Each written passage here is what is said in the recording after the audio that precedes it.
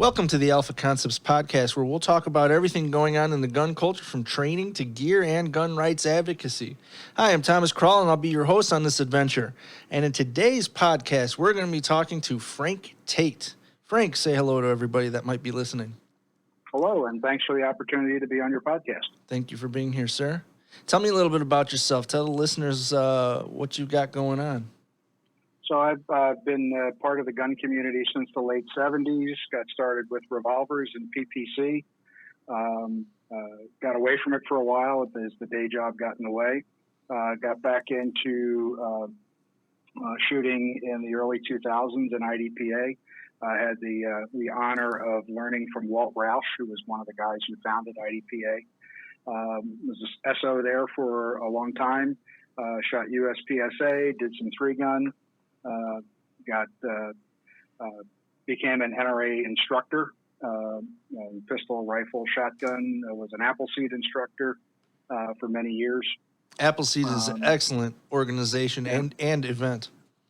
Yeah. And then I still work with an offshoot of them called Revere's Riders, where I still teach the same basic program, the rifle marksmanship and the American history of April 1775.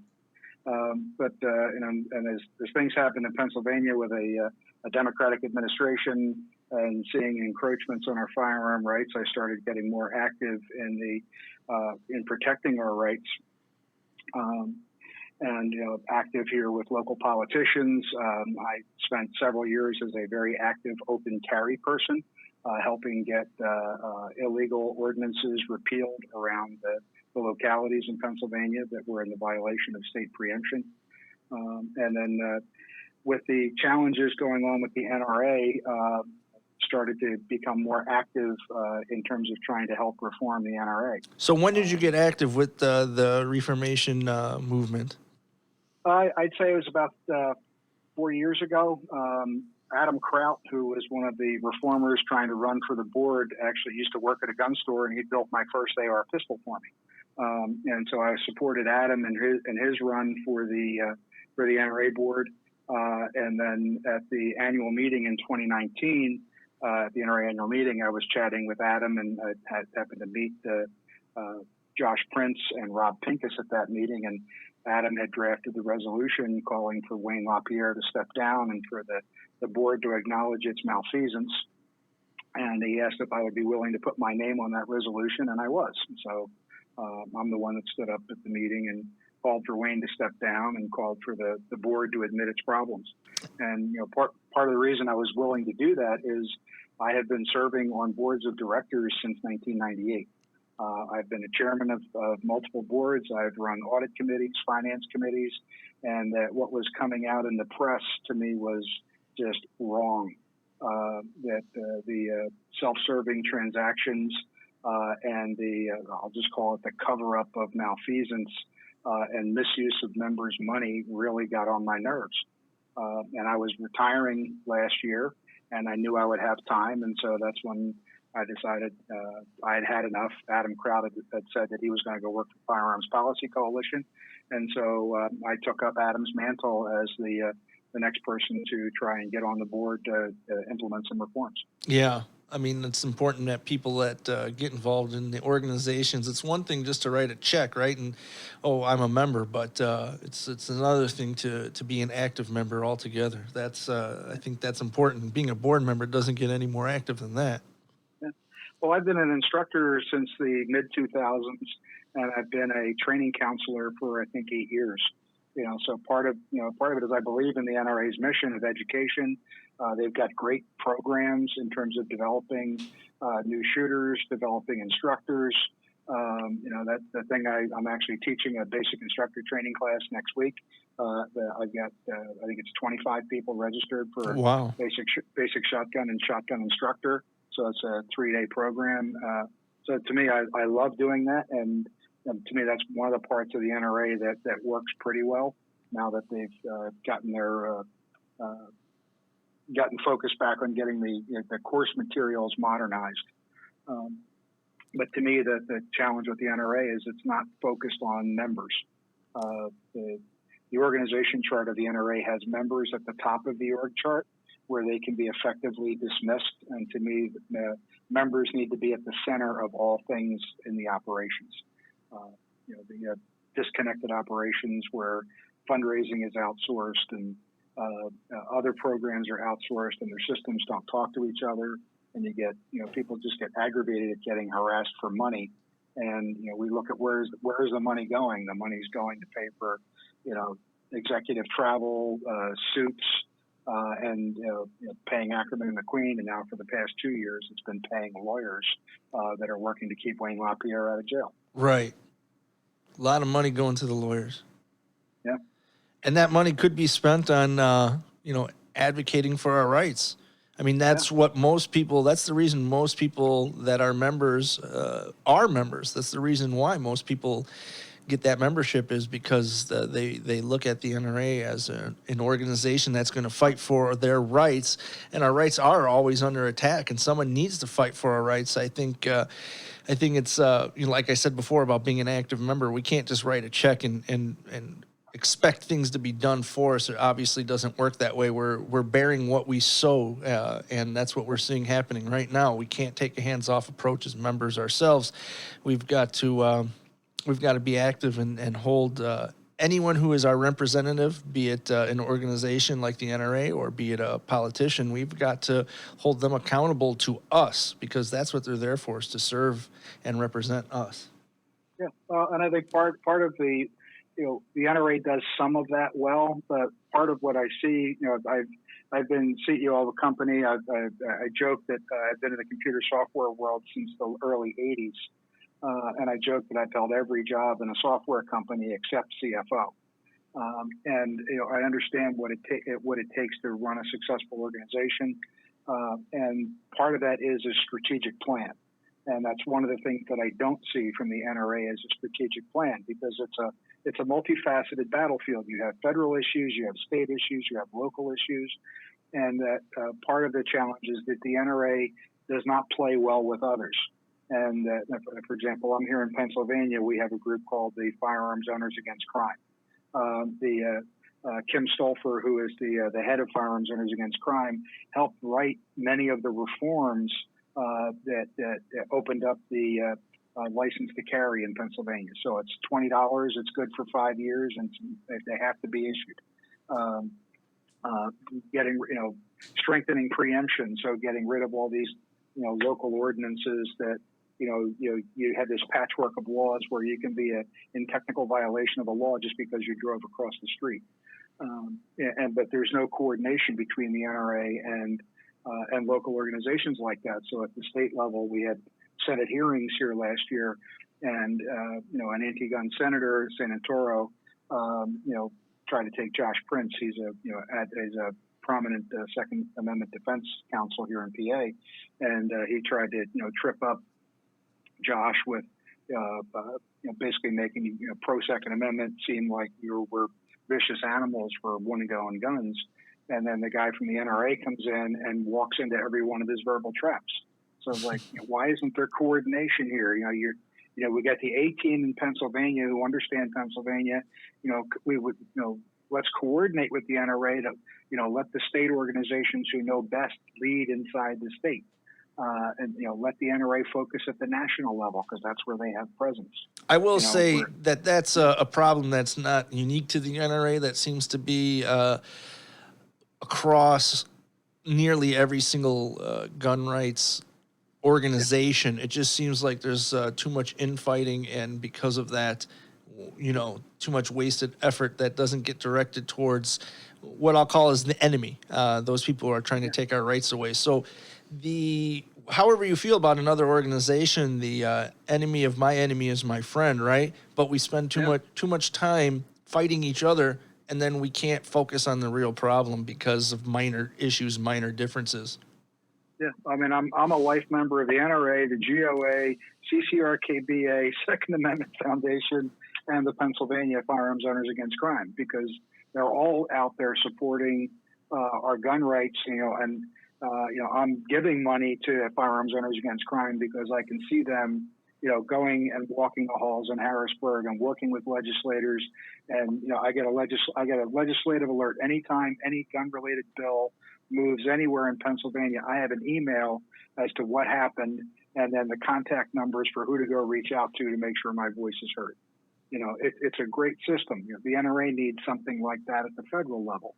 Gun Owners of America is trying to do some things like that. But, you're exactly right. There's the squabbling for credit between the organizations. And to me, it's don't worry about who gets the credit. Let's get good laws passed. Let's get bad laws shot down. Let's get the laws that are on the books repealed because they're being used to harm our rights to self-defense. I fully agree, 100%. So you received the information, you received the results. Finally, it was delayed because of COVID, and now what are the results of the election? Well, I was not successful, and to add insult to injury, pardon the language, I was dead ass last. That I used to play in a golf tournament that you got a trophy for coming in last. Did you get a trophy? I have a trophy from the golf tournament. it's the back end of a donkey, but that was years ago. But I'm very disappointed because I thought that there was a great groundswell of support. I was able to get 1,200 signatures to get on the ballot. I went to stood outside Friends of NRA dinners. I spent a lot of time talking to people at the SHOT Show. The Great American Outdoor Show here in Pennsylvania, which had 80,000 people. I walked those halls for days talking to people, trying to get people to vote. A lot of people told me they voted for me. I haven't seen the vote totals. I understand from John Frazier, the secretary of the NRA, that they won't release them until the members meeting on September 5th out in Springfield, Missouri. But I do have there is the 76th seat where all those who are on the ballot have an opportunity to fill a one-year term. Anthony Calandro got on the NRA board last year that way, and he was just reelected to another one-year term. And so I'm going to go out to Springfield. I'm going to lobby and try and get myself that 76th seat. So, a seat, it doesn't matter whether you get on the board as the last person. You're still a board member. It's like what do you call the person in last place graduating from medical school? You still call them doctor. I guess there's a lot of truth to that. So here's something that I thought was really interesting because I didn't see the results until this morning. I know you and I spoke yesterday when the results were released, and then I saw the names this morning. Frank, you campaigned, at least to my knowledge, more than anybody. I didn't recognize most of the names on the list, and I was shocked, just like you, that you came in last. And I was wondering, how is this possible? You put forth, again, according to my knowledge, more effort than anybody. How can these people have gotten so much higher up on the list with zero effort? Or I shouldn't say zero effort, right? Because I don't know what they did or didn't do. It just seemed to me, like I said, your name came up in conversations. Your name was on social media.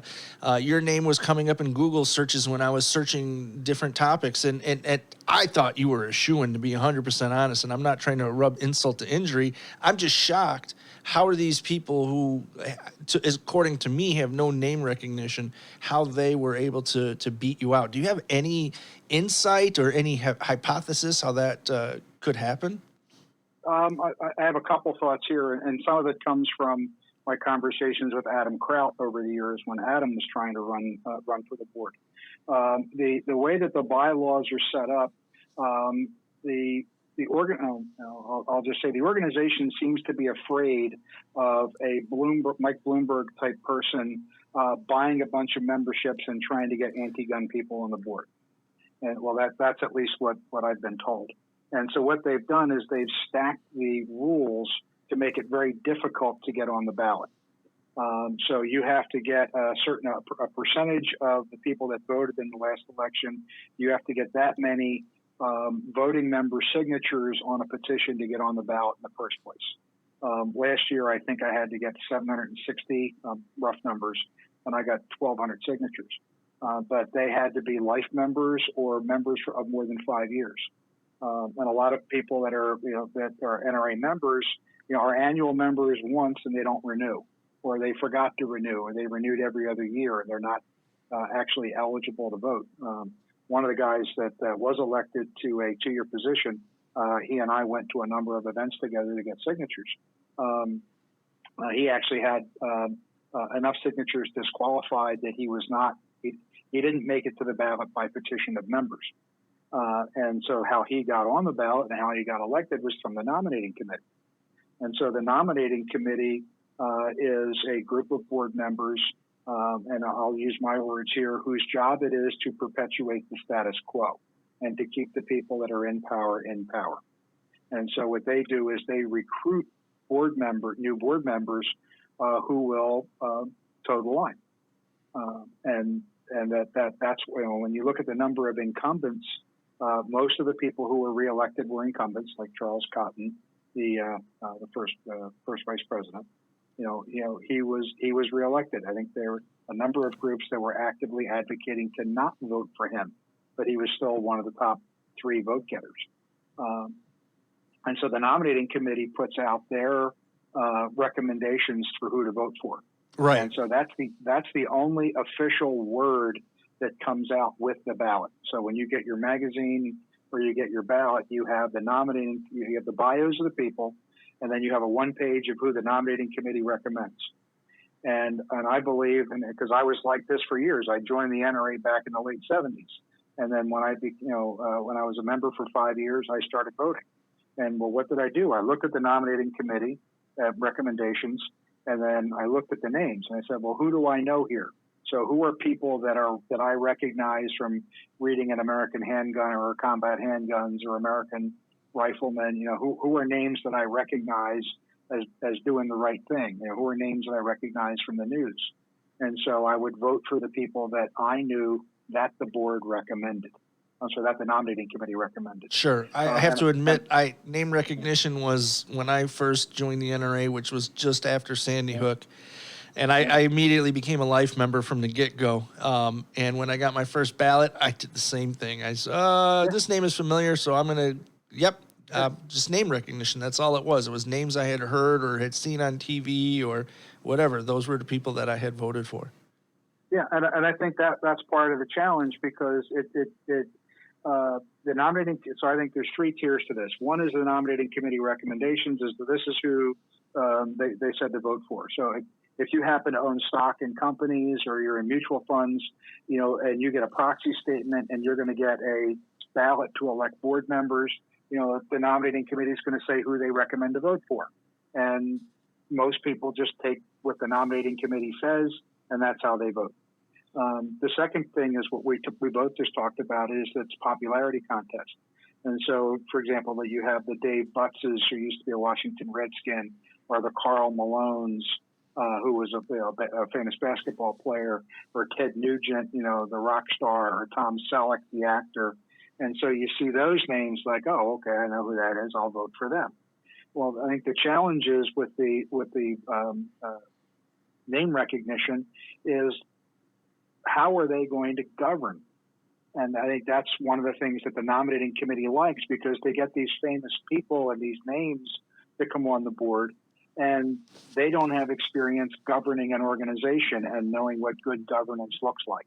And correct me, I'm sorry to interrupt. Okay. Correct me if I'm wrong, but a few of those names you just mentioned, a couple of them did not attend not one single board member meeting. Well, as an example, Karl Malone has never actually been sworn in. He's been reelected a couple times. Ted Nugent was reelected. I had dinner with Ted last year. Rob Pincus facilitated that. And by the way, I have to thank a lot of the connections that I have in the board are because of Rob Pincus. Rob has introduced me to these people. But we had dinner with Ted, and Ted was saying that he thought his job by being elected to the board was to raise money for the NRA, and that his job was to sign guitars and sign memorabilia and help raise $5 million a year for the NRA, and that's what he thought it was to be a good board member. And raising $5 million a year for the NRA is a great thing. Absolutely. Ted does phenomenal work in terms of support of our gun rights, but he doesn't govern the organization. And a seat on the board means you're going to govern the organization. And that I'll say this is that part of the third tier in how this board is set up. A 76-person board by definition is ungovernable. Most boards of directors are a small, odd number. You have 5 people, 7 people, 9 people. I have one board that I'm chair of that's 15. It's a nonprofit. It's a gun club. We have a 15-person board, and that's herding cats some days. But a 76-person board, and you look at how the committees are structured. Most of the committees either belong in staff roles. They should be part of the organization, or they should be a subcommittee where they do work, but they don't govern. And I think, again, this part of this gets to the structure of how the NRA was built, because the NRA comes from 1876. It was built in a time, and my observation is that the NRA board operates more like a House of Representatives than it does a true governing board. Because there's no effective control of management, and that, to me, that's one of the big disconnects between, looking at the nonprofit and for-profit boards I serve on, and looking at the NRA. The board management's job is to report to the board, and the board's job is oversight of management. And in the NRA, the board is inundated with mundane tasks. For example, if I remember correctly, there are 4 different committees on competitions and how the rules work for competitions. Well, that's administering a program, that's not governing the organization. Why do you need 4 programs on 4 board seats tied up just on competition? Again, this is where it gets into what's governing, what's advisory, what's like a Ted Nugent ought to be an ambassador. Ted should be doing the same things he's doing now, raising $5 million a year for the NRA, but he should be an ambassador for the NRA, not a governing board member. Sure. The things like all the competition seats ought to be condensed into one. There should be subcommittees for competitions, and what needs to come to the board for approval.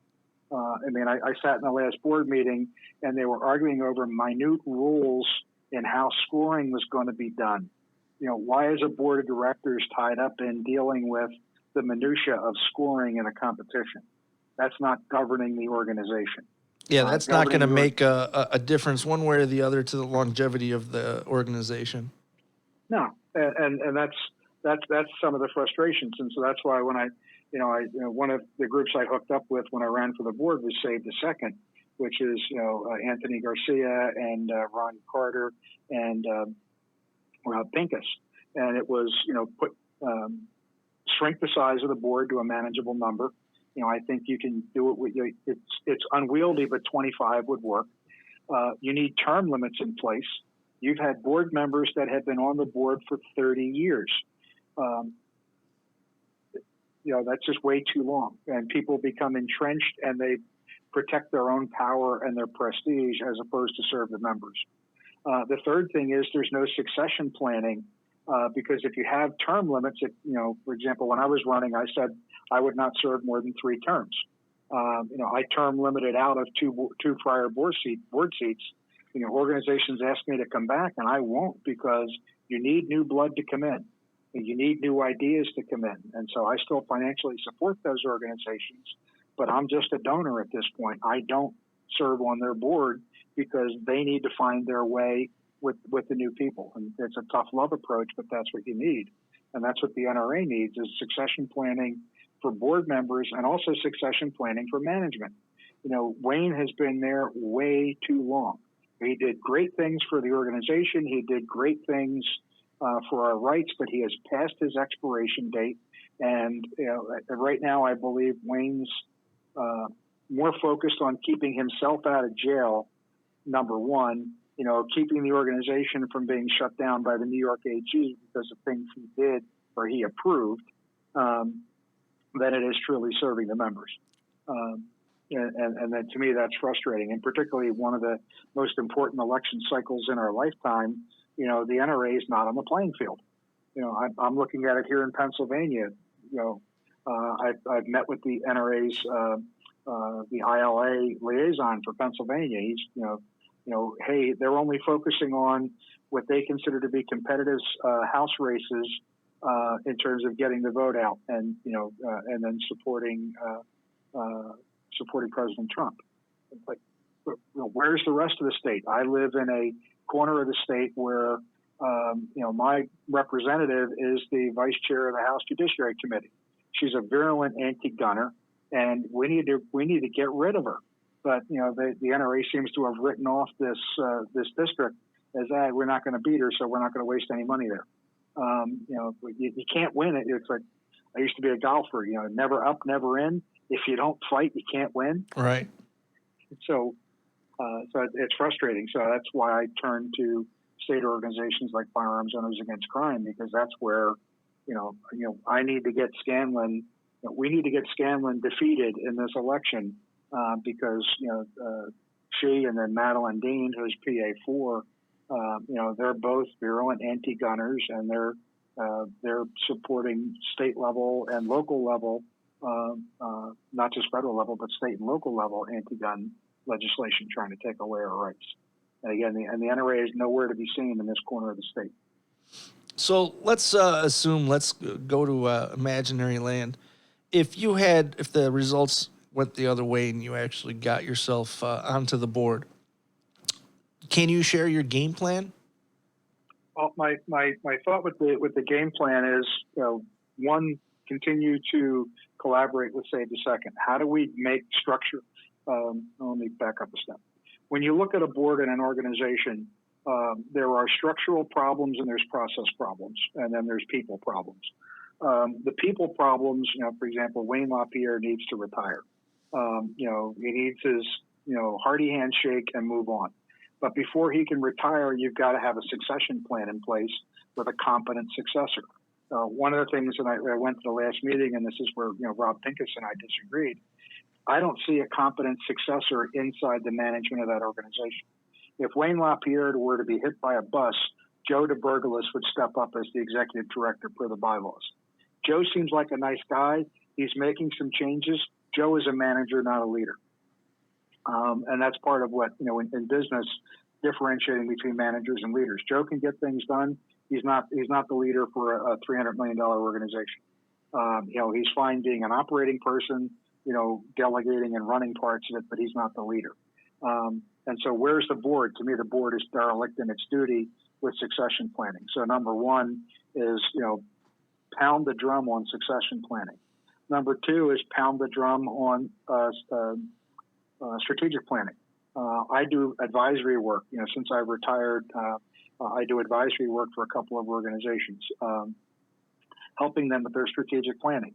What does the market look like? What's your distribution strategy? How do you approach the market? How do you price things? How do you package things for sustained revenue? To me, a number of these things are long overdue at the NRA. What's the strategy? Where's the focus? You look at federal, state, local. You look at where things sit. There should be a roadmap for all the things of where's the focus. And a big part of strategy is deciding what's not our job. And I spent a lot of time doing what's called build, buy, or partner. So build is what are the things where we make a unique differentiator. What's unique for us. So for example, competitions, agree. That's unique for the NRA for things like high power and small bore. Training, the RSO program, the NRA certified instructors and training counselors, phenomenal program. They're things that make the NRA unique. They should exist within the NRA. Are there anything out there that the NRA should adopt, and bring it in and acquire it? And then the other part is partnering. Who is better positioned to do something? And to me, as you get to the local level, there should be a network of partnerships rather than, trying to just, scattershot, do it, a little bit here, a little bit there. What makes something successful over the long term is sustainability. And that's one of the things where I don't see the NRA having a strategic plan that says, where do we long term need to be sustainable with our direct action, and then where can we be sustainable with long-term partner actions? And that's what we talked about earlier with things like the infighting with GOA or CCRTBA. Is like, no, let's figure out how do we divide this up. Let these organizations lead in this aspect of the fight. Let this organization lead this aspect of the fight, and let's have the NRA decide what are our core competencies. Let's focus on what our core competencies are. And so, where's the strategic plan? And so, to me, part of the challenge here is the executive committee and the executive council of the NRA have been in place for many years, and that they're the ones that are resistant to change. And so, how do you blow that up? And to me, the only way you're going to blow that up is with term limits. Say the second got a policy change implemented where it now requires meeting attendance. So that way the Carl Malones that never showed up to a meeting are now subject to board discipline. But the board discipline is through the executive council, and all their proceedings are secret. So, yes, there's a policy in place, but the question is, will it ever be implemented? It's a step in the right direction, but we have to see if it's a big step or a baby step. Right. So you got attendance. You need term limits because that's the only way you're going to force this old guard out. You need a strategic plan, and the other part is you need transparency. I'm an accountant by education. I sat in the audit committee. I sat in the finance committee. I think they have competent external auditors. But to me, the last year when all these newspaper articles came out about all these related party transactions, so for example, paying Marianne Hammer $250,000 and the relationship with Oliver North through Ackerman McQueen, that stuff was just wrong. And then for the audit committee to retroactively approve them. Now I recognize that they may have needed to do that in terms of getting statutory protection under the New York nonprofit law. But where were the consequences? Yes, we did this. We had to approve it. That way we're protected, that it was a board-sanctioned activity. But where were the consequences for the people who were doing these other transactions? I don't know if you listened to a podcast series called Gangster Capitalism. No, I've heard of it, but I haven't listened. Yeah. There was an 8 series of podcasts on that, and that goes into pretty well in depth with the I'll call it the mismanagement and the inappropriate transactions that were going on.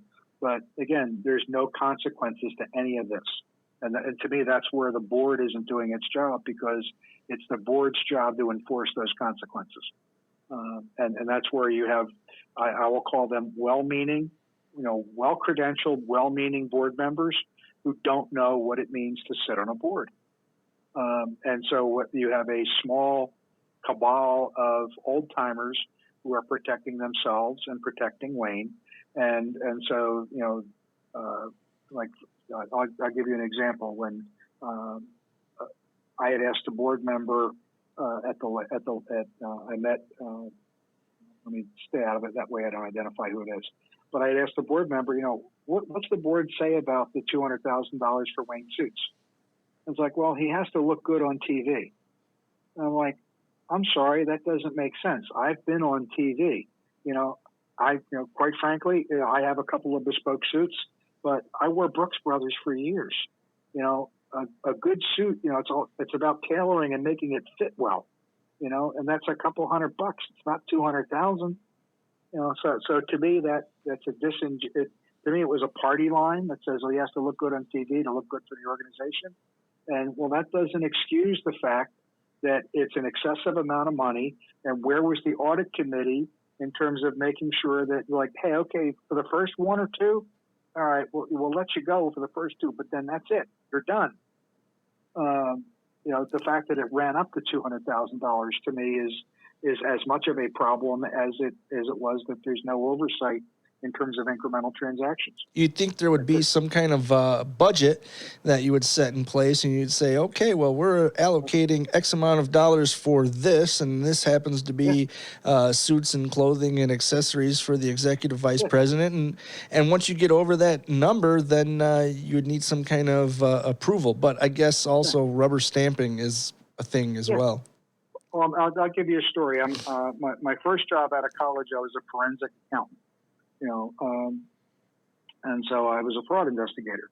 And so one of the stories that I like to tell is a guy was out on a trip, and the wind blew his hat away, and so he expensed the hat. And the finance person rejected that expense because company doesn't reimburse for hats. He put it through again, rejected. Put it through, said it rejected. Third one came through with a comment that said, "Find the hat."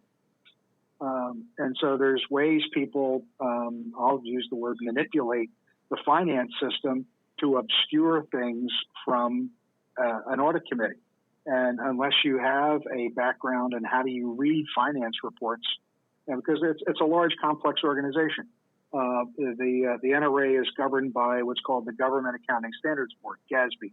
I'm actually a GASB accountant, so I understand how to do those. I actually wrote 2 finance systems that are still in use in most of the colleges in the, shouldn't say I wrote, my teams wrote, finance systems that are in use in most of the colleges in North America.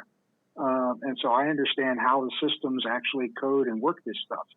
And so when you look at the NRA's financials, what's presented to the members is after the fact in the 1099 tax reporting, and it's abstracted out to a point where it's meaningless.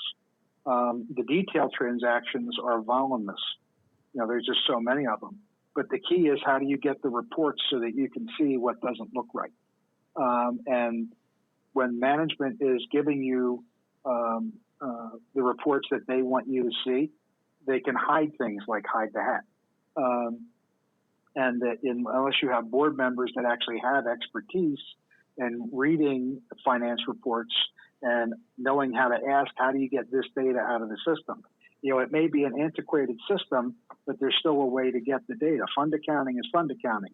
It's fund org account program activity location. There's a way to pull it out in terms of how do you support it. And so, again, but your board members don't know. They don't know what they don't know, and that the nominating committee is quite content to put people on the board that have name recognition that'll follow the line. And to me, that's where I can come in and ask for the data, because as a board member, I'm entitled to the data. And this is, as I talk to some of the former board members, like Tim Knight, as an example, Tim got frustrated because he asked for things and didn't get them. And that's one of the things that led to Tim resigning from the board. Sure. There's a lot of good names that had resigned from the board. Yeah. And I can't say I blame them. I mean, I was on a condominium board, and I'll tell you what, that was one of the most frustrating experiences of my life. We would argue over the biggest minutia, and then we would come to a decision, and 1 or 2 meetings later, someone would want to reopen the argument. Yeah. It was just the biggest colossal waste of time I ever experienced. I couldn't imagine being on a board of that size and having those same problems amplified. Yeah, I think you hit on one of the key issues in terms of a board is to logging decisions. And, did we make this decision? What's the process to revisit this decision?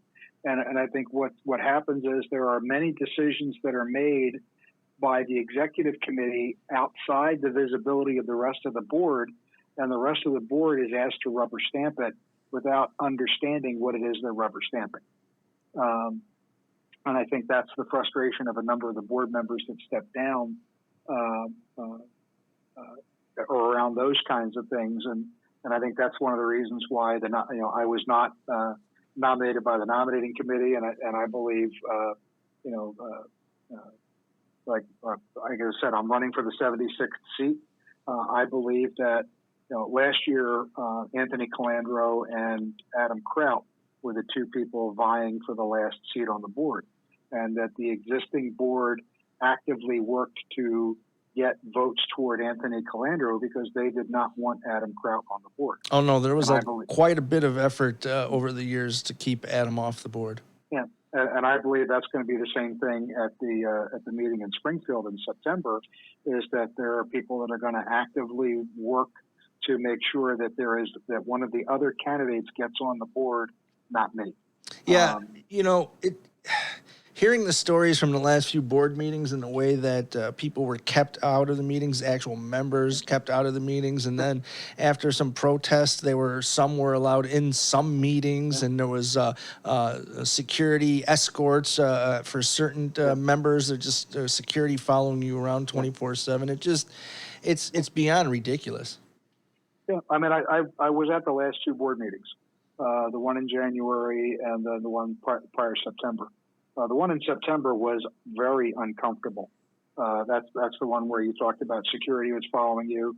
You had the hairy eyeball on you the whole time you were there. The last one was a little bit more open, and I was able to sit in on, I think, 9 different committee meetings. Some of the committee meetings were very open. Graham, I forget Graham's last name, but he runs the Disabled Shooters Group. Asked for our opinion, asked for comments. Like, hey, you guys are here, you're NRA members. Thanks for showing up. This is the problems we have. Help us solve them. Sure. And to me, that's the kind of welcoming Graham Hill. That's the kind of that's the kind of board member. That when you have members here, hey, your resources. Let's work together to solve common problems. The other committees were, okay, you guys are here. We're just going to do our thing, and then we need to move to executive session. You're sorry, if you're not a board member, you have to leave.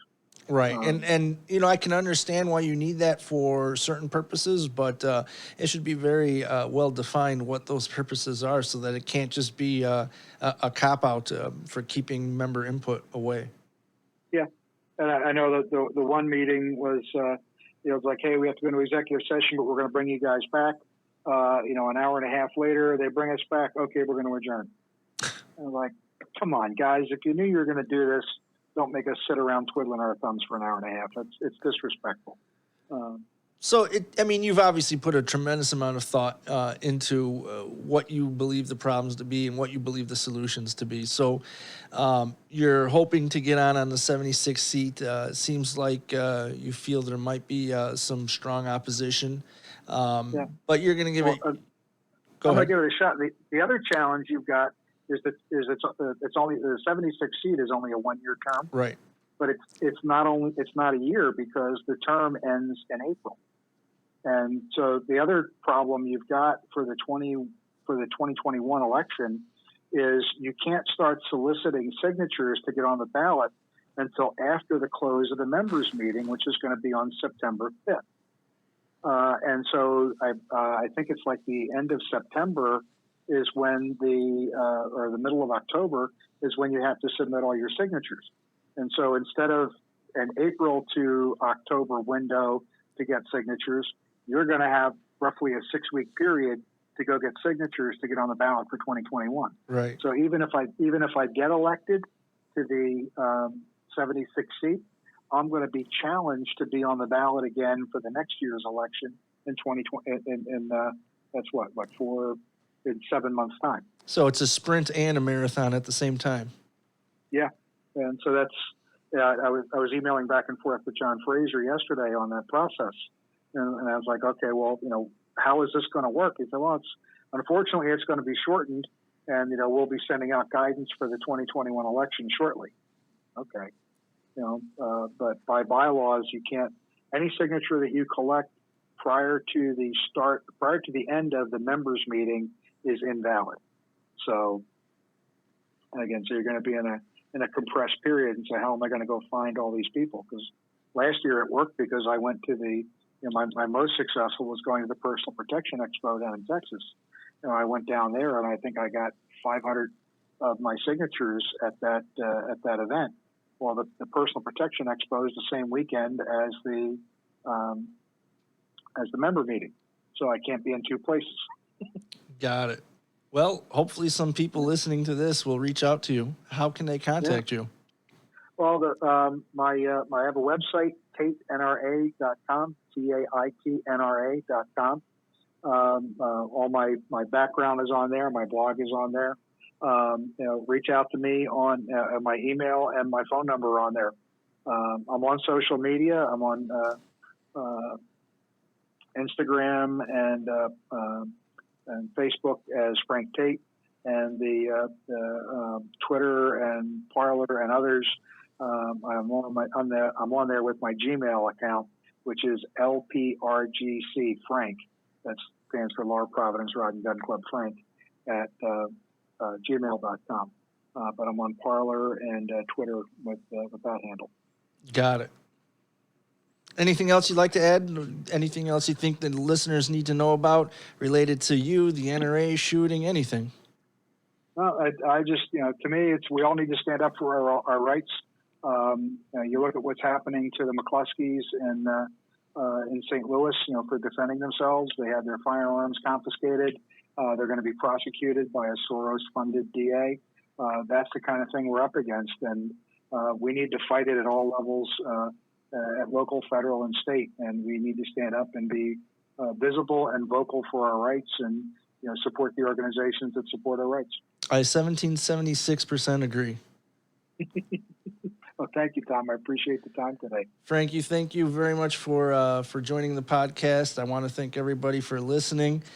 Stay tuned for future podcasts. We've got some great guests lined up. Don't forget to subscribe to this podcast and share it with your friends, and definitely go take a friend shooting.